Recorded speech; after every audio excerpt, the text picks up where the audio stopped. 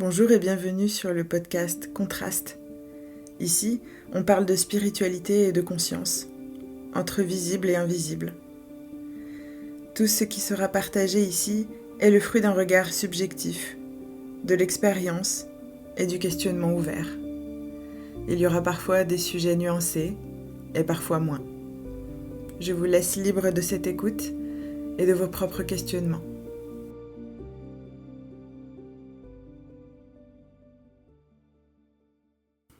Le sujet du jour traite des réseaux sociaux et de la spiritualité. J'ai décidé de l'appeler « La spiritualité sous algorithme ». Je pense que c'est un titre assez évocateur qui va nous permettre d'aller fouiner un peu sur nos réseaux favoris, sur ce qu'on a tout le temps dans la main, à savoir nos téléphones, et bien plus encore. Si certains et certaines sont amenés à penser que ça devient une mode, eh bien ça n'a jamais été une mode, ça a toujours fait partie du paysage de toutes les civilisations, bien au-delà de ce que l'on peut documenter aujourd'hui. Le constat qui est fait actuellement sur nos réseaux sociaux, pour ne pas les citer, Instagram, TikTok, Facebook, etc., eh bien, c'est que depuis quelques années, on assiste à une réouverture massive du spirituel.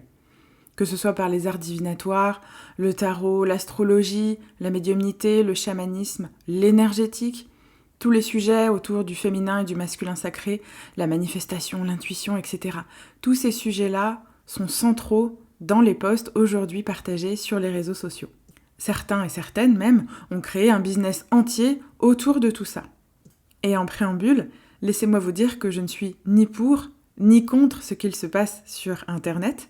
Je suis juste en train de faire un constat et de me questionner parce que j'ai eu des demandes autour de ce podcast pour pouvoir aborder le sujet à ma façon, avec mon regard, et de pouvoir, pourquoi pas, ouvrir certains questionnements.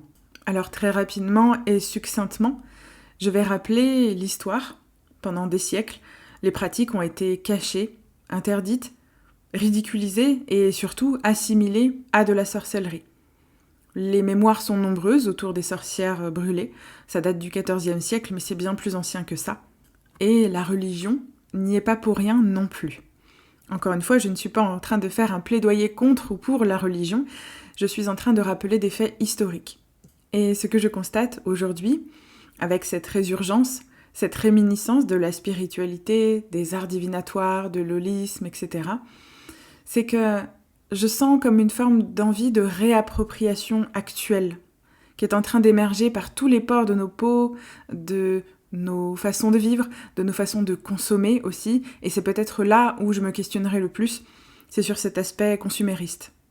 Alors on pourrait aisément parler de l'ère du Verseau, de l'ère des poissons qu'on a vécu juste avant, où il y a une forme de vérité qui s'installe, une forme de droiture, d'alignement aussi, et où ce qui était caché doit revenir dans le collectif sous une autre forme et de façon beaucoup plus saine. Alors j'ai décidé de me pencher du côté de la maladie, des maladies chroniques, des causes de mortalité dans le monde et en France plus particulièrement, et je remarque qu'il y a une nette augmentation des maladies associées à l'anxiété, la dépression, le burn-out, le bore-out, etc. Et même si, quelque part, nous pouvons faire parler aisément les chiffres pour les tourner à notre sauce, ça reste un constat. Les Français sont de plus en plus en dépression, en burn-out, en anxiété chronique, c'est un fait. Il y a de plus en plus d'études faites sur la solitude moderne, à savoir que nous n'avons jamais autant été en lien les uns avec les autres, notamment avec ces réseaux sociaux, et nous n'avons jamais autant été seuls, mais aussi livrés à nous-mêmes dans le confort de nos intérieurs, avec une hyper-accessibilité à l'information, sans pour autant qu'elle ne s'inscrive dans quelque chose de sain au quotidien. Alors, et c'est bien naturel, l'humain va chercher des solutions à l'extérieur. Tenter de se remettre en lien avec l'autre, de partager des émotions, des situations de vie complexes, difficiles, voire même des épreuves de vie. Et en cela, il n'y a rien à juger, c'est simplement un constat. Il est beaucoup plus simple aujourd'hui d'ouvrir son téléphone, de tenter de chercher une réponse quelque part qui conviendra à notre réalité, dans laquelle on peut s'arranger de la réponse, et d'en oublier le fondement primordial de l'accompagnement, de ce que ça peut provoquer chez l'autre, d'être accompagné par une seule personne ou en groupe. Ça c'est un peu oublié. Et les chiffres sont aberrants puisqu'il n'y a jamais autant eu donc d'anxiété, de dépression, etc., comme on l'a dit précédemment. et jamais autant de cabinets vides. Alors évidemment, je me suis questionnée sur ce sujet, faisant aussi partie de ces thérapeutes holistiques, professionnels, etc., qui travaillent à un autre niveau. Je ne suis pas psychologue, mais je renvoie souvent vers les cabinets de psychologie. Et fut un temps, les cabinets étaient pleins, il était difficile de trouver un créneau rapide, et aujourd'hui, c'est beaucoup plus accessible. Malgré tout ça, malgré cette accessibilité, il n'y a pas plus de rendez-vous qui se prennent. Pourquoi ? Parce qu'on a l'habitude maintenant, alors qu'elle soit jugée saine ou malsaine, d'aller chercher des réponses gratuitement, de faire à sa sauce, d'être autonome à plein d'endroits. Et je ne dis pas que c'est pas possible, c'est tout à fait possible d'être autonome à plein d'endroits. Il y a beaucoup de contenu qui est partagé avec le cœur, d'autres avec un petit peu moins de cœur et plus d'aspect commercial, mais ça c'est un autre sujet, on l'abordera plus tard. Il y a beaucoup de contenu disponible et donc cet accès facilité, immédiat et rapide permet de pouvoir soulager peut-être l'espace d'un instant, un symptôme ou quelque chose de difficile à vivre. Mais ce que j'ai constaté depuis tout ce temps que je pratique, c'est à quel point ce ne sont que des bouts de chandelle, à quel point il est simple de fixer un rendez-vous chez un hypnothérapeute et de ne pas enclencher la suite du traitement, de ne pas aller consulter un professionnel de santé alors que tout pousse à penser qu'il y a quelque chose à aller voir à cet endroit-là, que ce soit un traitement médical, que ce soit un traitement psychologique.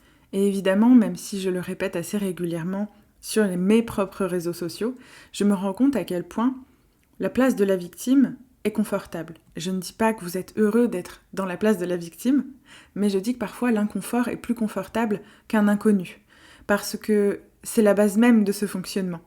Et en cela, il y a un ouvrage que j'ai lu il y a quelque temps maintenant, qui est mondialement connu. Il s'appelle « Les 5 blessures qui empêchent d'être soi-même » de Lise Bourbeau. Il a le mérite, ce livre, de mettre en perspective 5 blessures principales, même si elles sont bien plus nombreuses, évidemment, et plus complexes que tout ça, avec des ramifications et des liens évidents. Je ne suis pas toujours d'accord avec ce qu'elle propose, mais je constate que ce livre donne une bonne base de psychoéducation et de permettre de comprendre nos schémas inconscients et la façon dont nous pouvons interagir avec les autres. Mais revenons au sujet principal, les réseaux sociaux. Ces réseaux, je trouve qu'ils ont changé la spiritualité à plein d'endroits. Mon angle de vue, c'est qu'avant, la transmission spirituelle, holistique, thérapeutique, en tout cas dans l'énergie, passait souvent par les lignées, des initiations, des communautés, des temps de silence aussi, mais beaucoup d'expériences. Aujourd'hui, tout est immédiat, visible, consommable et transformé en contenu dans la seconde.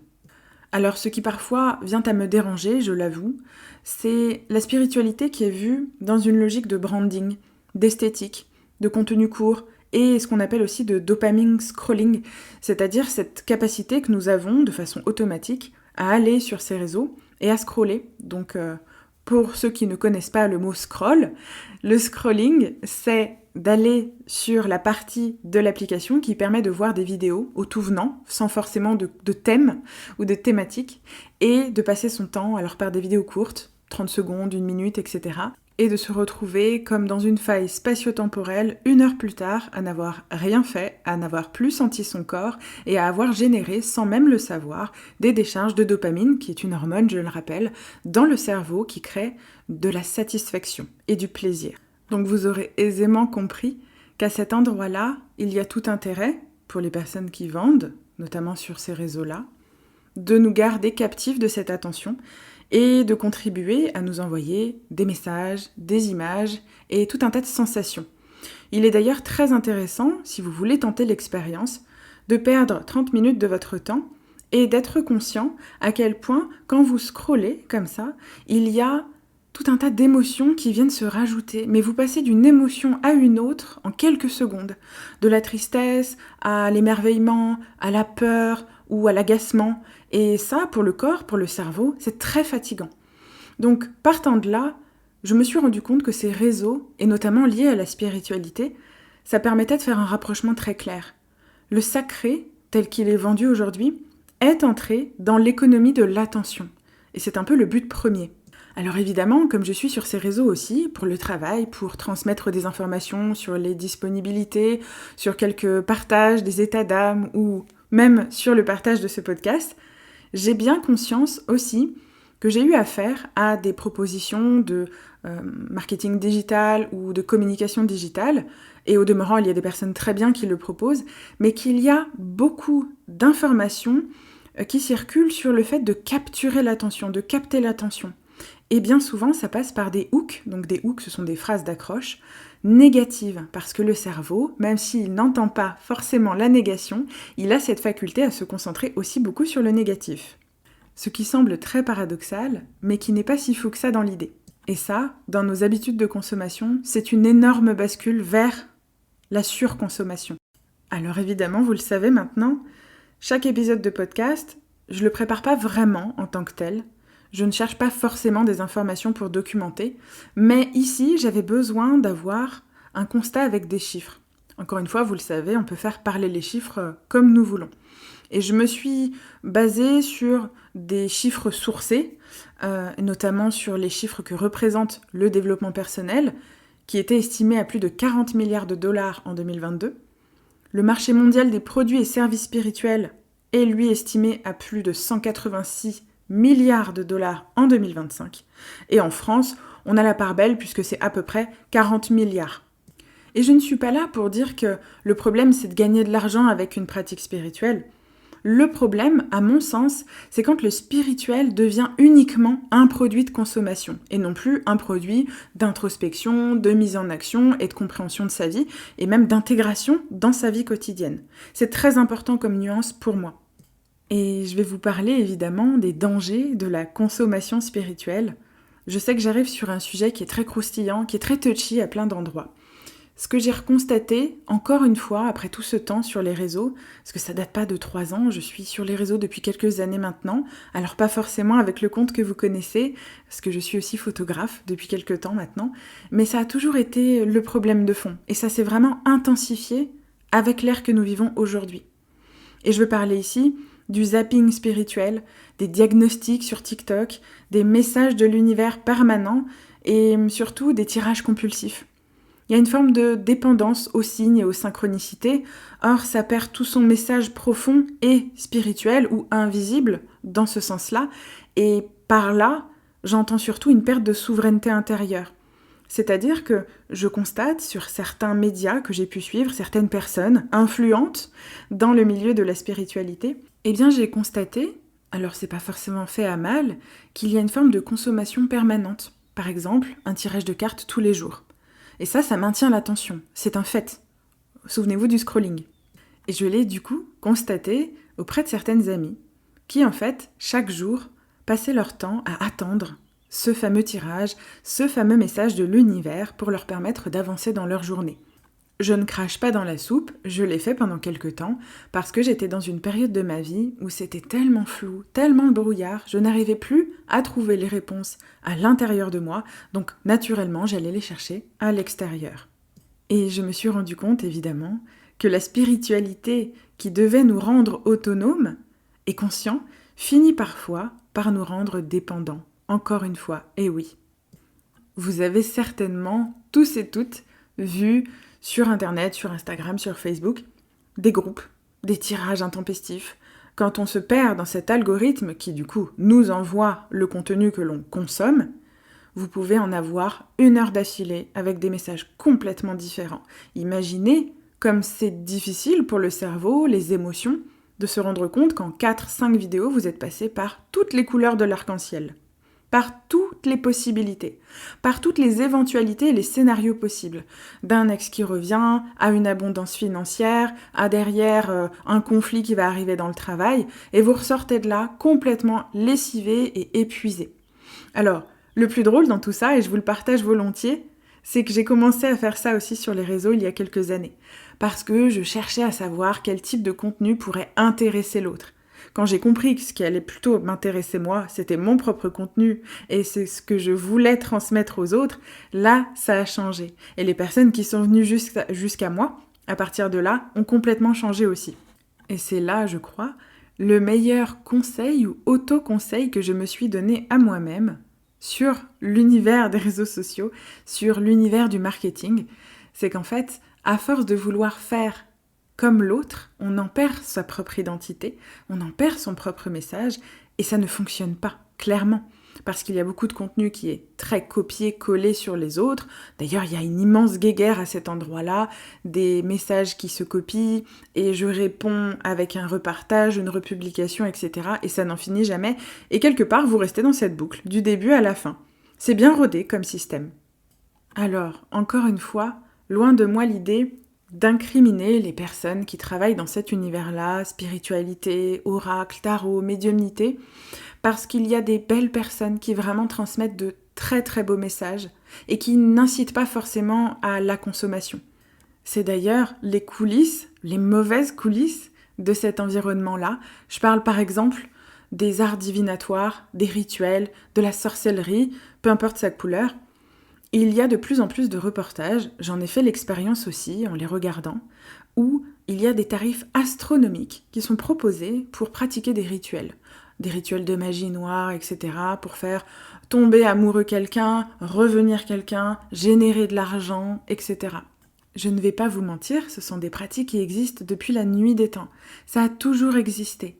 La seule chose qu'il faut garder en tête, si vous le souhaitez, c'est que ça a toujours un prix.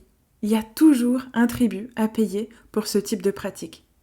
Et ce qui nuit à l'image de la spiritualité, de l'ésotérisme, etc., c'est cet appel à la consommation, c'est cet appui sur la blessure, de la peur, de la dépendance, etc., qui ne nous permettent plus de gagner en souveraineté, de pouvoir prendre cette place-là et de dire « là j'ai un besoin et là je n'en ai pas besoin ». J'ai moi-même vécu une expérience, il y a des années de ça, j'ai consulté une médium qui me dit à ce moment-là, alors le tirage était merveilleux, c'était vraiment concordant, je ne doute pas de ses capacités, et à un moment, la personne me dit « mais il y a un énorme parasite sur vous, il y a de la sorcellerie, de la magie noire, je ne sais plus exactement, voilà, je crois que le mot c'était mauvais œil. » Bon. Et là, à l'époque, je ne savais pas tout ce que je sais aujourd'hui, je n'avais pas expérimenté tout ça, eh bien la première chose qui m'a gagnée, c'est la peur, mais vraiment une peur panique dans le corps. De peur de perdre des choses ou d'avoir accès plus rapidement que prévu à la mort. Et qu'est-ce qui s'est passé ? La personne m'a proposé de me mettre en lien avec un prêtre exorciste. Et moyennant un certain montant, il fallait que j'envoie dans une enveloppe une photo de moi, une mèche de cheveux, je crois, et ma date de naissance, avec évidemment du liquide à l'intérieur, et que le prêtre allait me désenvoûter, enlever le mauvais œil, etc. Et il s'est passé quelque chose à l'intérieur de moi, de profondément salvateur, c'est que je me suis dit, attends, qu'est-ce qui se passe vraiment ? Est-ce que tu te sens parasité ? Est-ce que tu te sens mal, etc. Outre le fait que tu vis des épreuves de la vie comme tout le monde au quotidien. Donc j'ai fait appel à mon discernement. Là, il y a eu une grande forme de clarté, et pour la petite anecdote, je me suis sentie très soutenue, au contraire, à ce moment-là, dans le monde visible et dans le monde invisible. Donc je n'ai évidemment jamais envoyé cette enveloppe, je n'ai jamais souscrit à ce type de pratique, malgré le fait que je sache qu'il y en a beaucoup qui par désespoir le font, et je ne les juge pas, parce que c'est un mécanisme qui est très naturel, très humain, surtout quand on a vécu des traumatismes. Ou encore qu'il y ait des mémoires liées à tout cet univers ésotérique, occulte, etc. Et ce que j'ai constaté ces dernières années sur les réseaux sociaux, c'est qu'il y a une forme d'accessibilité totale à ces rituels, à ces tirages. Il est même possible d'aller donc à la Fnac, chez Cultura, dans vos libraires, sur Internet, de pouvoir se procurer tout ce qu'il faut pour contribuer à se faire ses propres tirages, à se faire ses propres rituels. C'est très accessible, vous pouvez même demander à une IA, elle va vous faire des rituels extraordinaires. Voilà, c'est un fait, ça existe. Ce qu'il faut bien garder à l'esprit, c'est qu'un outil de cette nature-là n'est ni neutre psychiquement, émotionnellement et encore moins énergétiquement. C'est qu'à chaque fois que vous tirez une carte, ça paraît très anodin, mais vous ouvrez un portail, vous ouvrez quelque chose qui est bien au-delà de vous, qui permet d'avoir un accès à un espace invisible, de récolter un message subtil. Mais quelque part, parfois, je remarque que finalement, il y a assez peu d'accompagnement à cet endroit avec un paquet de cartes, par exemple, très facile d'accès, mais aucune notion transmise ou très peu sur l'ouverture de l'espace sacré, sur l'intégrité énergétique, sur la reliance entre la terre, entre le ciel, mais aussi l'intégrité à avoir avec son propre corps. La banalisation de l'utilisation de ces outils a donné de nombreuses dérives. j'en parle aujourd'hui, et heureusement, ce n'est pas aujourd'hui la norme de ce que l'on peut rencontrer. Et je ne parle absolument pas des professionnels qui ont l'habitude de pratiquer, qui elles ont cette capacité naturelle, mais qui est devenue intégrée aussi. On parle de naturel, mais le naturel peut devenir automatique, ou redevenir automatique, mais qui ont cette capacité à pouvoir prendre le paquet de cartes ou se mettre en réception, en canalisation d'informations, sans pour autant avoir besoin d'un grand cérémonial. Ça fait partie de leurs intentions conventionnées, c'est ok. Par contre, quelqu'un qui n'a jamais fait ça n'a pas nécessairement conscience de tout ce qu'il y a autour, et je ne suis pas là pour faire peur, encore une fois, je suis là pour vous donner des constats. Et je vais vous donner un autre exemple qui est encore plus vrai dans ma pratique et autour des personnes qui me côtoient, pas au quotidien, mais que je vois de temps à autre, qui viennent me consulter ou me poser des questions. Et je constate à quel point il y a une méconnaissance à cet endroit et à quel point il y a des risques. Et j'entends par là, évidemment, des risques énergétiques, des risques liés à des entités. On ne sait pas vraiment ce que l'on canalise, parfois. On ne sait pas vraiment qui parle à l'autre bout du fil. Et je vous en parle aisément aujourd'hui, parce que fut un temps, je pensais qu'il était simplement nécessaire d'opter pour une bougie, une prière, et c'était parti. La protection était lancée. Ce que je ne savais pas, et qu'on ne m'avait jamais appris jusqu'alors, parce que c'était tellement accessible que ça me paraissait simple et facile, eh bien, il y a une forme d'espace sacré qui doit automatiquement se mettre en place, tant dans l'univers invisible que dans l'univers visible. Donc ça parle de notre relation à notre corps, à notre histoire, à nos clairs évidemment, mais nos clairs ne sortent pas de nulle part, ils sont intrinsèquement liés à notre corps, mais aussi de la façon dont on se nourrit chaque jour, de ce que l'on regarde, de la façon dont on vit, et quelque part, de pouvoir avoir accès aussi à nos parts d'ombre, et par part d'ombre j'entends les épreuves, les traumatismes, la façon de fonctionner, nos croyances, tout ça fait partie du lot. Si vous arrivez demain à faire une consultation, entre guillemets, avec un petit tirage d'oracle à une amie, et qu'il ressort quelque chose de puissant, de violent, même à plein d'égards, qu'il n'y a pas un minimum de stabilité d'ancrage à l'intérieur de vous-même, il est très facile de partir en projection et de créer de la confusion, des peurs ou des résurgences de traumatisme. J'ai encore récemment eu un message qui m'a été envoyé par une personne que j'ai connue lors d'une pratique, qui me parle de quelque chose qu'elle fait.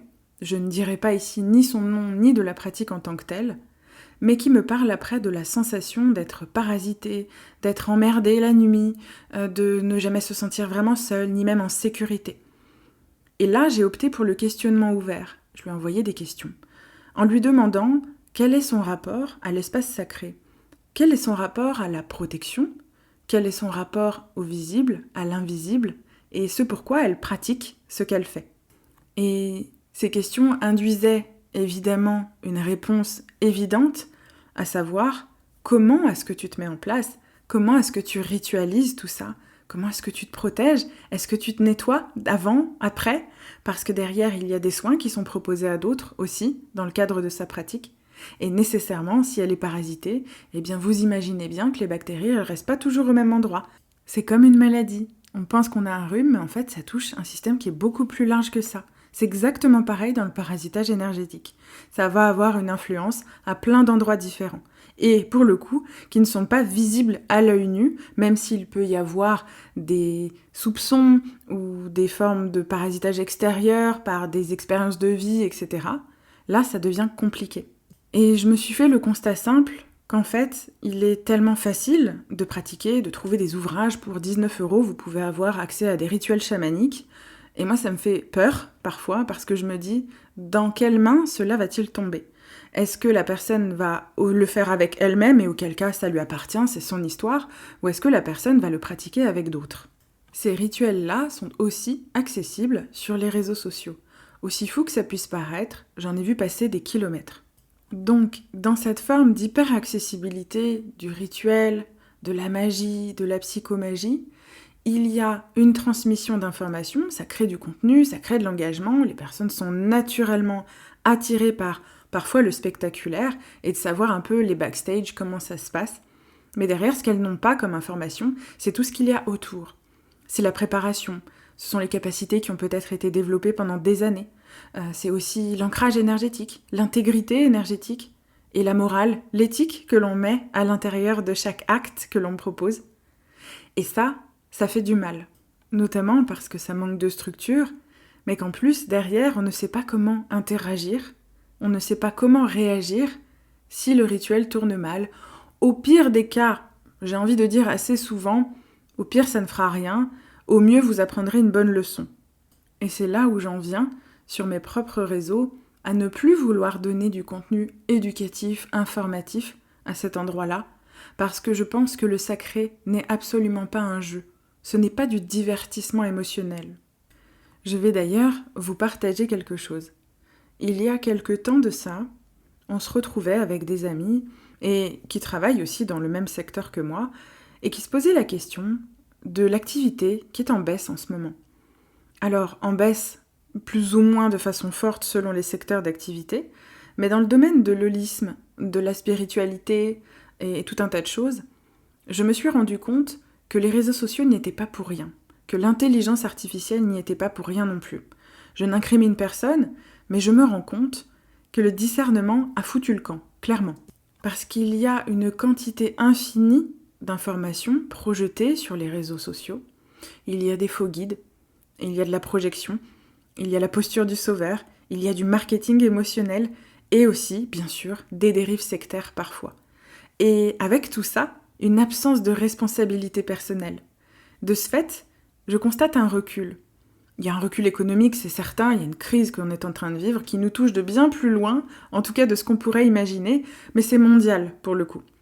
Et sans tomber aussi dans le « tout est faux », j'en appelle pour chacun à réhabiliter le discernement, à savoir quand là il est possible de s'introspecter tout seul ou de pouvoir avoir accès à de l'aide, ce qui d'ailleurs fait partie de nombreux chemins, demander de l'aide et pouvoir recevoir cette aide. Et tout ça fait partie de ce que j'appelle le discernement spirituel maintenant, parce qu'il y a du discernement qui se met aisément en place à plein d'endroits. Mais le discernement spirituel, c'est pas devenir fermé à toutes ces pratiques, parce qu'elles ont prouvé aujourd'hui leur efficacité à plein d'endroits. Mais c'est d'apprendre à ressentir sans abandonner son esprit critique.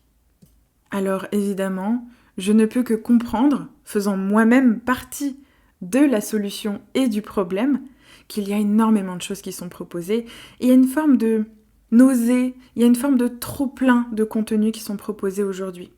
Et finalement, on n'en vient même plus, et ça m'est arrivé de nombreuses fois, à prendre le temps de contacter la personne, de sentir si ça peut coller à cet endroit-là, parce que j'ai besoin d'informations, j'ai besoin d'un accompagnement qui soit personnalisé.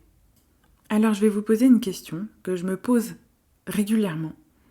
Dans ce flot immense de contenu, une interrogation subsiste. Est-ce qu'on est encore dans la transmission ou déjà dans la consommation ? À quoi ça vient répondre dans notre histoire ? Est-ce que ça vient répondre à un besoin ? Est-ce que ça vient répondre à une attente particulière ? Un besoin d'être sauvé ? Un besoin d'être écouté ? Ça demande beaucoup d'honnêteté et je vous invite à vous poser ces questions quand vous consommez ce type de contenu. Et pour entamer la fin de cet épisode, j'ai préféré vous dire que le sacré ne disparaît jamais vraiment. Mais lorsqu'il devient un produit, il perd de sa profondeur. Et peut-être que notre responsabilité aujourd'hui, ce n'est pas de rejeter la spiritualité, je pense que ce n'est pas possible en tant que telle, tellement elle devient présente au quotidien. Et ça, c'est l'affaire de chacun, mais ça devient collectif. Mais c'est plutôt de lui redonner du sens, du discernement encore une fois, et de l'incarnation. Et quand je parle d'incarnation, les initiés que j'ai déjà accompagnés savent très bien de quoi je veux parler. L'incarnation, c'est aussi cette façon de réintégrer tout ce que l'on peut comprendre, très mentalisé, intellectualisé, spiritualisé, mais c'est de le réintégrer dans le corps et donc dans la matière. Le problème, c'est pas vraiment que la spiritualité, elle soit visible de partout. Le problème, à mon sens, c'est lorsqu'elle devient rapide, vide et déconnectée du réel, déconnectée de notre histoire, déconnectée de nos propres corps, quelque part. Parce que, et je ne vous apprends rien, nous sommes, en tant qu'humains, les premiers outils de consommation de ce monde. Et je m'en suis rendu compte à titre personnel, et professionnelle, parce que vous n'imaginez peut-être pas la mécanique qu'il y a autour de ces réseaux sociaux. Par exemple, quand vous ouvrez un compte Instagram, vous remplissez un tas de données sur votre genre, sur votre âge, sur le type de contenu que vous aimez, etc. Et pour certains, comme moi par exemple, et comme beaucoup, ont un compte dit professionnel ou compte créateur. Je ne parle que d'Instagram ici, Facebook est un peu différent. Et de ce fait, les publicités vont pouvoir nous cibler plus facilement. Donc au-delà du fait qu'Instagram recueille toutes ces informations-là, eh bien, les personnes qui projettent aussi de la publicité à cet endroit-là peuvent, quand vous sponsorisez notamment, choisir les catégories et cibler directement les personnes concernées. Donc par exemple entre 30 et 40 ans, telle localisation, tel attrait pour, je ne sais pas, par exemple, la nourriture, la psychologie, la spiritualité. Et de ce fait, l'algorithme, celui que vous prenez pour parfois des signes et des synchronicités, et je dis pas que c'est pas le cas parfois, parce que je sais que l'invisible a des façons tout à fait surprenantes de venir nous parler à certains moments, mais qu'il est aussi tout à fait possible de faire passer une publicité un peu cachée pour un signe ou une synchronicité. Et il y en a qui ont très bien compris la mécanique. Je m'en suis rendu compte notamment au travers de plusieurs contenus qui m'étaient proposés, où la personne semblait vraiment être rentrée dans ma tête et respectait une norme que je connais bien dans le marketing, puisqu'ayant travaillé longtemps dans cet univers-là de propositions commerciales pendant des années, je sais qu'on peut toucher l'humain en lui parlant de ses douleurs, en lui proposant des solutions et surtout en parlant des bénéfices. Là, vous capturez déjà la problématique et l'humain qu'il y a dedans. Et notamment, j'ai eu une publicité. Je n'avais pas vu que c'était une publicité. C'était un contenu qui m'était proposé comme ça. Je pensais que c'était dans le flux naturel, entre guillemets, de l'algorithme, où la personne, une énième fois, parle de la probabilité que les thérapeutes demain vont disparaître d'Instagram parce que c'est compliqué de se faire voir, etc., que la visibilité devient difficile, et propose évidemment son programme. Ça avait l'air très sympa au demeurant. Mais derrière, vendait quelque chose comme étant un flux naturel, un apprentissage de la communication, de se montrer, de se mettre en avant. Et pour autant, cette publicité était sponsorisée. Elle était payante. Donc en fait, la personne était en train de me dire, parce que là j'ai fait appel à mes cellules grises, était en train de me dire qu'elle allait m'apprendre à être visible naturellement et de façon virale, on va en parler tout de suite après, de la viralité, mais elle-même payait pour que je sois vue par elle. J'ai trouvé ça génial. Et un petit peu culotté aussi derrière. Alors maintenant vous commencez à me connaître, j'ai cherché sur certains réseaux à me rendre compte de ce qui était proposé réellement et naturellement proposé aux autres et ce qui était sponsorisé. Et quand je parle de sponsorisation, pour celles et ceux qui ne savent pas, c'est tout simplement payer une publicité. Donc évidemment, avec des frais, reversés à Instagram, reversés à votre opérateur, par exemple, Apple, etc. Et en discutant récemment avec un groupe d'entrepreneurs qui travaillent plus ou moins dans la même sphère que moi, mais pas tout à fait, on s'est rendu compte de la même chose. C'est qu'avant, certains posts étaient faciles à montrer, qu'il y avait une forme d'engagement, des commentaires, ça donnait accès aussi aux messages privés où on pouvait discuter, en tout cas c'est la façon dont moi j'imagine que les choses peuvent s'actionner sur les réseaux sociaux, ce qui n'était pas le cas avant, et qu'il y a aujourd'hui une forme de lassitude à poster sans être vu, à prendre du temps, parce que ça prend parfois beaucoup de temps, quand on se prend un peu la tête sur l'esthétique, sur la perfection du post. Vous ne me voyez pas encore une fois, mais j'ai fait des guillemets autour de perfection, parce que c'est un autre sujet, et de chercher à tout prix la viralité. Sauf que la viralité, ce que vous ne savez peut-être pas, c'est qu'il y a des contenus qui deviennent viraux, qui génèrent énormément de prises d'abonnés, de followers, etc. Mais derrière, ça n'est pas forcément parce que vous voyez quelqu'un qui a un énorme compte avec beaucoup d'abonnés qu'il y a une génération de revenus derrière. Ça n'est vraiment pas toujours le cas. Notamment, premièrement, et peut-être que je vous l'apprends, mais je ne pense pas, qu'il est possible d'acheter des abonnés pour rendre son compte influent. Qu'il est possible aussi, pour parler uniquement d'Instagram, d'avoir un petit badge bleu à côté du nom. Ça coûte 14 € par mois. Voilà. Donc en fait, ça redevient quelque chose de profondément inégalitaire à cet endroit-là, ou les personnes qui ont des choses à partager, de la transmission, une vraie activité à vous proposer, ne se retrouvent plus mis en avant parce qu'il n'y a pas de publicité en tant que telle, parce qu'il n'y a pas de budget alloué à la publicité. Et j'entends que ce soit difficile et qu'il n'y ait pas forcément le budget pour ça, et pour autant, c'est ce qu'on nous vend aujourd'hui. De l'autonomie, on nous vend aussi comment créer du contenu gratuitement pour se projeter, etc. Sauf que ça n'arrive qu'à certains et certaines qui ont bien compris la niche. Et ça ne veut pas dire que c'est mauvais comme contenu. Ça veut dire que c'est très niché, encore une fois. Donc, cet aspect de la publicité qu'on vous enjoint à ne pas faire parce que ça coûte de l'argent, encore une fois on joue sur un trauma, une peur, une blessure peut-être, eh bien en fait, ça peut être plus accessible pour d'autres et il n'y a pas forcément besoin d'un immense budget. Cela étant dit, avec clarté, ne vous flagellez pas d'utiliser des outils à votre disposition, que tout le monde utilise sans s'en vanter. Et sans transition, je vous parle ici de la violence que j'ai rencontrée sur les réseaux sociaux, de nombreuses fois. Ce qui m'amène à reposer la question de la solitude moderne telle qu'on la connaît.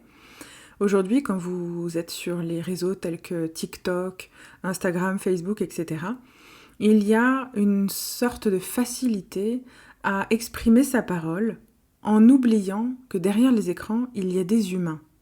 Et de ce fait, pour certains influenceurs, influenceuses, tout domaine confondu, il y a une prise de parole, il y a une proposition qui est faite, qui nous plaise ou qui ne nous plaise pas, et derrière, parfois des commentaires de haine, de la violence gratuite. Il y en a un qui arrive, et après c'est une dizaine d'autres qui arrivent, et ça commence à faire beaucoup. On parle alors de harcèlement, et en cela, je suis quand même plutôt favorable à une sortie de l'anonymat par rapport aux comptes que nous détenons toutes et tous, parfois en plusieurs exemplaires, parce qu'il est quand même très facile aujourd'hui de pouvoir harceler, de proposer des messages privés d'une grande violence à des humains.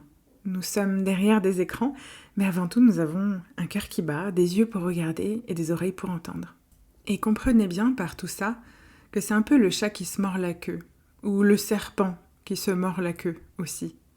C'est qu'on a tellement aujourd'hui l'habitude de voir des personnes influentes sur les réseaux sociaux poster depuis leur paradis à Bali, en Thaïlande ou à d'autres endroits du globe avec une vie facilitée. Il n'y a pas toujours d'enfants au milieu, il n'y a pas toujours de conjoint au milieu. C'est une vie qui est dépeinte comme facile, fluide, avec une routine, avec du sport la journée, avec une alimentation saine, etc. Mais ça n'est absolument pas représentatif de la réalité de ce monde. Et de ce fait, les réseaux sociaux, aujourd'hui, permettent cette mise à distance à nouveau, ce clivage. On nous montre ce que nous n'aurons peut-être jamais. Et à mon sens, ce n'est pas ça la spiritualité. Et je vais vous partager aujourd'hui une phrase que j'ai entendue au travers du bouddhisme. Alors pardonnez peut-être la simplification de ces mots, parce que je ne parle pas cette langue à la base, mais l'idée c'est avant l'éveil, puise de l'eau et coupe du bois, et après l'éveil, puise de l'eau et coupe du bois. Cette phrase, à mon sens, elle dit tout de la spiritualité. Elle dit tout de cette façon d'être dans la matière, à nouveau, encore et toujours. De ne pas oublier d'où nous venons et où nous nous dirigeons. Mais surtout, c'est de faire la lumière sur quel humain nous sommes aujourd'hui. Et le fait est qu'aujourd'hui, la spiritualité, bien souvent, est mise encore à distance du commun des mortels. Et je m'inclus clairement dedans. Je ne me mets jamais au-dessus ni en dessous de qui que ce soit. Je pense que mes consultants et consultantes le sauront, puisque je leur répète assez souvent comme ça. Et c'est bien là toute la problématique que je constate aujourd'hui, notamment sur certains réseaux, et on va parler de TikTok, là, tout de suite. Alors c'est un réseau sur lequel je ne suis plus depuis quelques temps, peut-être années maintenant, parce que c'est un réseau qui avait une forte atteinte sur ma santé mentale et mon estime de moi, voire même mon respect de moi-même. Et je vous le partage aujourd'hui en toute transparence, c'est que c'est un réseau qui, pour le coup, n'a pas vraiment la même législation qu'en France. Il y a des choses qui se passent, on se permet tout et n'importe quoi, il y a du contenu violent, ça n'est absolument pas modéré correctement. Et c'est encore une fois la course au spectaculaire, la course au drama, la course à des idéologies très particulières, voire même délétères, malsaines. Donc j'ai décidé de ne plus faire partie de cet écosystème-là, en tout cas sur ce réseau. Je reste encore sur Instagram et sur Facebook, pas pour les mêmes raisons. Et je me suis rendu compte, pour les entrepreneurs ou les personnes qui sont sur les réseaux sociaux de manière générale, en tout cas je vais parler de ce que je connais aujourd'hui, il est parfois très difficile de se confronter à ce monde dit spirituel tout en ayant la possibilité, en postant quelque chose ou en partageant quelque chose, d'être critiqué négativement, voire même humilié, voire même harcelé à certains moments. Et ça n'aide clairement pas aux personnes à se développer, à proposer. Ça permet aussi aux personnes de lisser leur message, de ne plus être clairement qui elles sont, d'assumer leurs propos, de, pourquoi pas, délivrer leur combat. On a tous au moins un combat, que ce soit pour la justice, la protection de l'enfance, des femmes, le féminisme, la nature, tout ça. Il y a énormément de choses que l'on peut prôner et je viens à penser aujourd'hui, en 2026, que tout est absolument politique et tout est politisé. Car dans cette ère que nous vivons, que je ressens comme aujourd'hui profondément en évolution, mais aussi profondément clivée, c'est d'ailleurs un des symptômes d'une civilisation qui est en train de changer profondément. On voit de plus en plus de discours violents, mais aussi de son extrême opposé. C'est un peu le pot de terre contre le pot de fer, c'est aussi David et Goliath, mais c'est aussi la terre et le ciel. Et l'idée, c'est d'arriver pour l'être humain à se réunir à cet endroit-là, et de faire circuler à nouveau à l'intérieur toutes ces parts qui ne sont pas d'accord, ou en tout cas à pouvoir les exprimer et les laisser communiquer entre elles. C'est ce qui contribue à l'union à l'intérieur. Et de ce fait, nos réseaux sociaux, puisque c'est le sujet du jour, et la spiritualité, deviennent des archétypes fabuleux, un laboratoire géant pour observer notre époque. Et ne vous méprenez pas, il m'arrive aussi de scroller. Bien moins longtemps qu'avant, mais je le fais quand même. Et je me suis rendu compte que les réseaux sociaux, ça devient, en tout cas ça s'intensifie à mon sens, un endroit où on voit en temps réel les mécanismes. L'humiliation, le contenu vide, le nivellement par le bas, le marketing de la solitude quelque part. Au milieu de tout ça, il y a des personnes qui tentent de s'en sortir, de faire fructifier leur activité avec des intentions sincères, et qui se retrouvent noyés au milieu de tout ce contenu. Alors on pourrait avoir différents avis, différentes opinions sur le rôle des réseaux sociaux et compagnie, mais aujourd'hui, le fait est que ça devient un outil de consommation. Et aujourd'hui, pour trouver quelqu'un qui masse, quelqu'un qui propose des thérapies, un photographe, quelqu'un qui fait du travail manuel ou de la cuisine, on va avoir le réflexe réseaux sociaux. Donc c'est rentré dans les mœurs, qu'on le veuille ou non. Mais il est bien plus difficile de se faire connaître et d'avoir une visibilité avec une simple plaque sur un mur, comme ça se faisait à l'époque avec des médecins, etc. Et on peut constater aussi la désertification de nos centres commerciaux, mais aussi de nos centres-villes. En tout cas, moi j'habite vers Lyon et je ne peux que constater qu'il y a énormément de boutiques qui ferment.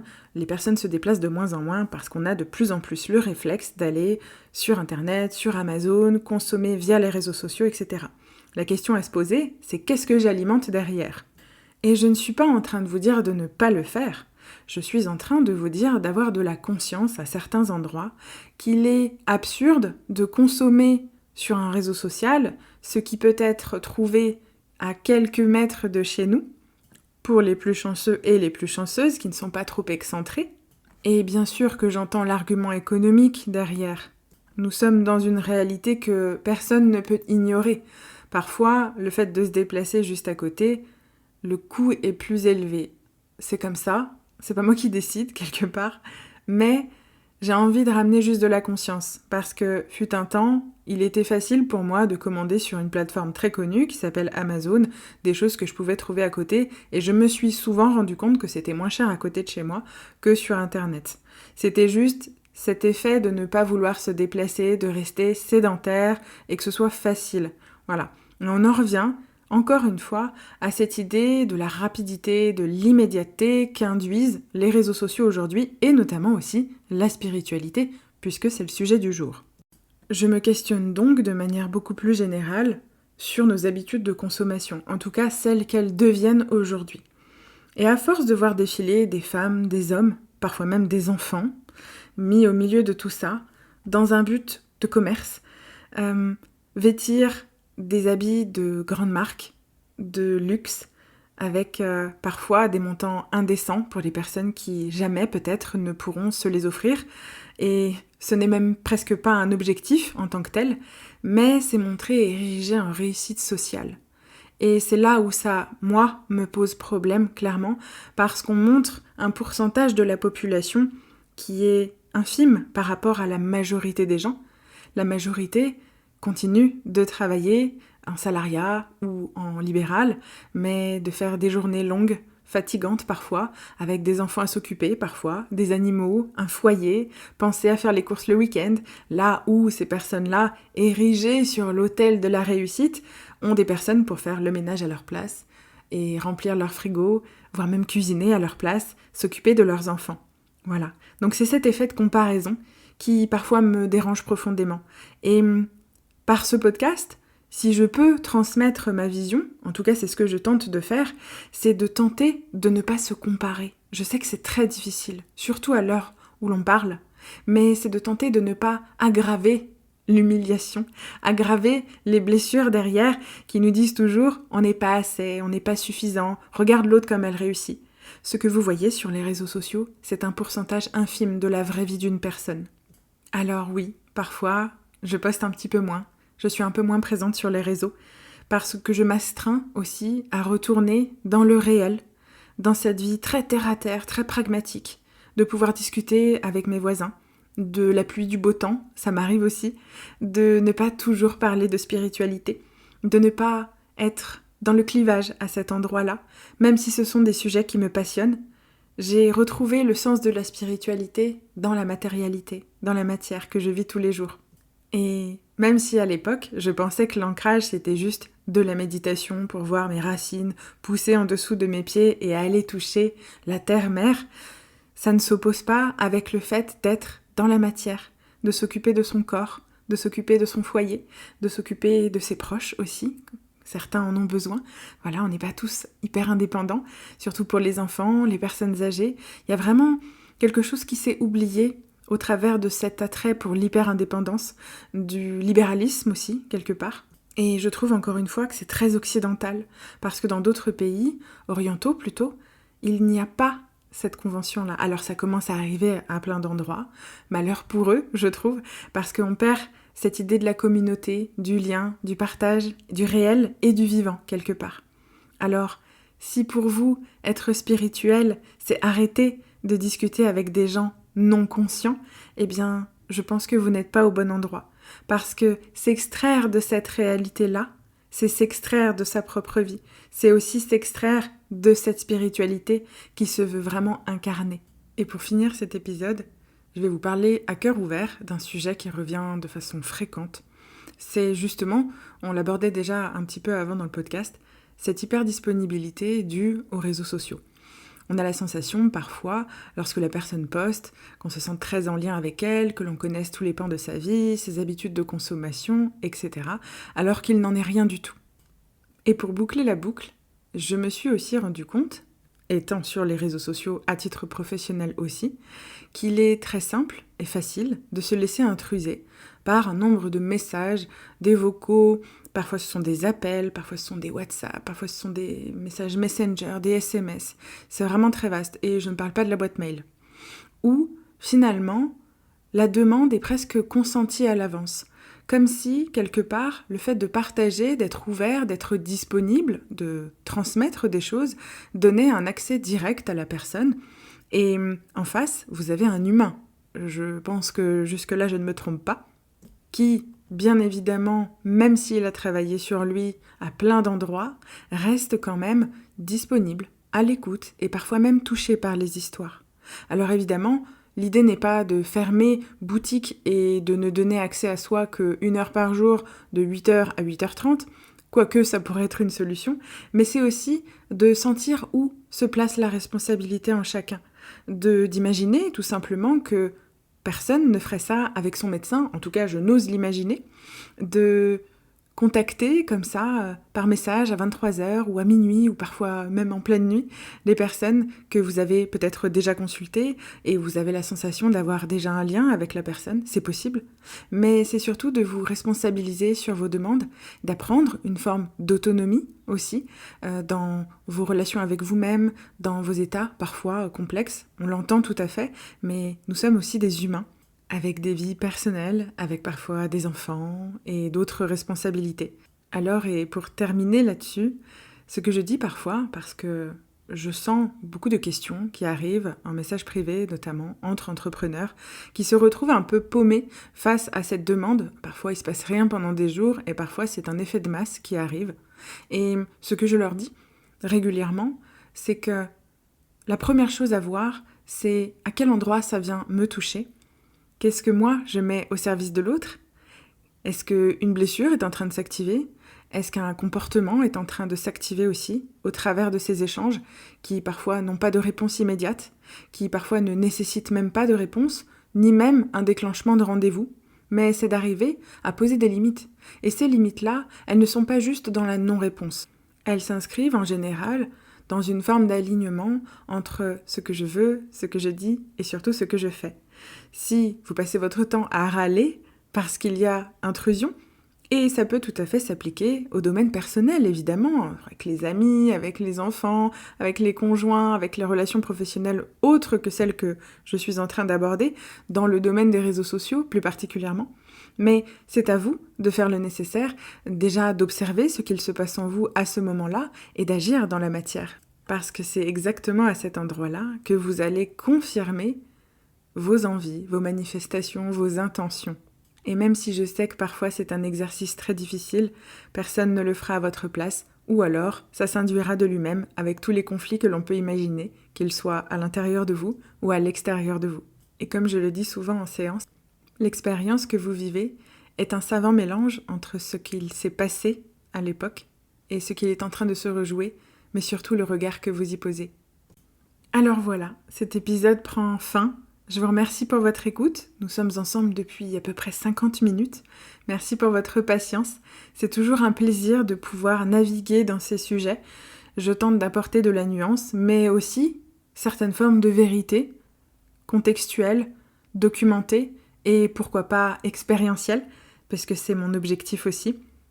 Merci encore une fois pour vos partages, vos lectures, vos commentaires, vos interrogations après les podcasts. Certains et certaines m'envoient des messages avec des listes de questions parce que ça a éveillé le questionnement chez eux et c'est un peu le but, c'est de ne pas forcément vous apporter sur un plateau tout ce que moi je pense, mais vous amener une forme de réflexion. Donc ça me convient comme ça. Je vous en remercie encore une fois. Je vous dis à bientôt pour un prochain épisode et prenez soin de vous.